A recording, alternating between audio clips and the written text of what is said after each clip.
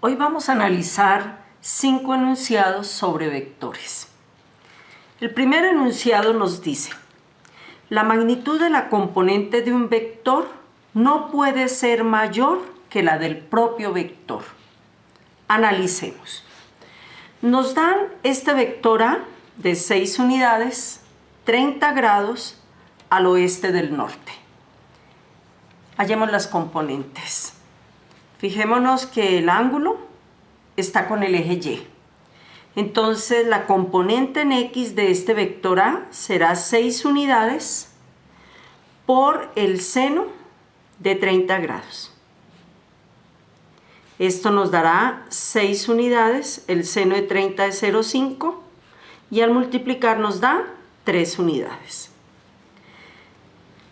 O sea, esta componente. Esto vale 3 unidades.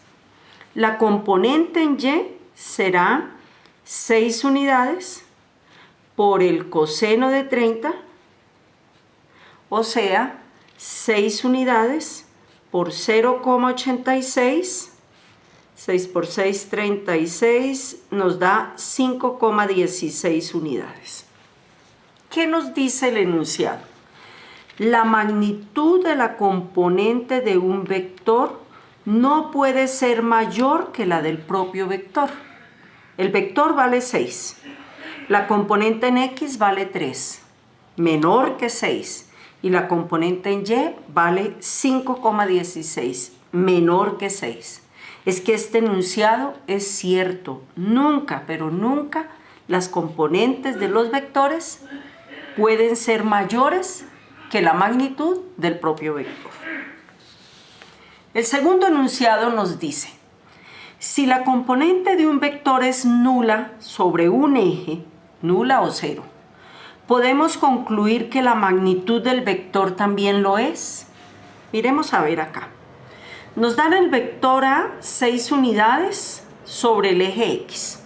Hallemos las componentes. La componente en X será el vector A 6 unidades, el ángulo sobre X 0 grados, aquí ya estamos sobre el eje X, coseno de 0 grados. El coseno de 0 es 1 por 6, nos da 6 unidades. Y A de Y será 6 unidades por el seno de 0 grados, seno de 0 es 0, por 6 nos da 0. ¿Qué dice el enunciado? Si la componente de un vector es 0, aquí está, la componente de un vector es 0 o nula, sobre un eje, aquí es sobre el eje Y, ¿podemos concluir que la magnitud del vector también lo es? Falso, porque la magnitud del vector es 6 unidades. Tercer enunciado. Si un vector es perpendicular a un eje, ¿la componente del vector sobre dicho eje es 0? Bueno, tenemos el vector A que está sobre el eje Y perpendicular al eje X. Hallemos las componentes. Fíjense que el vector está sobre Y y el ángulo es 0 grados. Sería A de X 6 unidades por el seno de 0 grados. Seno de 0 es 0 por 6 nos da 0. Y la componente en Y será 6 unidades por el coseno de 0 grados, que es 1, y eso nos da 6 unidades. Analicemos. Si un vector es perpendicular a un eje, vector A perpendicular al eje X, la componente del vector sobre dicho eje, o sea sobre X, ¿es 0? Sí. Acá lo estamos demostrando, luego ese enunciado se cumple. Cuarto enunciado. Si un vector es paralelo al eje, A es paralelo al eje X, la magnitud de la componente del vector sobre el eje, o sea sobre X, es igual a la del vector. Analicemos.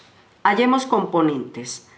A de X, estamos sobre el eje X, será El vector A que vale 6 unidades por el coseno de 0. Coseno de 0 es 1, nos da 6 unidades. Y A de Y, 6 unidades por el seno de 0.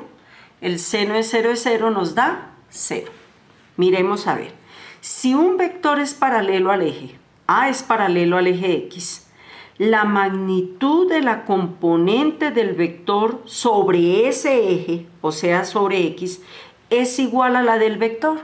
Es cierto, se cumple. Quinto enunciado. Si ambas componentes rectangulares de un vector son nulas, ¿podemos concluir que la magnitud del vector también lo es? Si la componente de un vector en X es 0 y la componente del vector en Y es 0, ¿cuánto nos vale la resultante? O el vector. ¿Cuánto nos vale ese vector? Pues nos vale 0. O sea que este enunciado es cierto.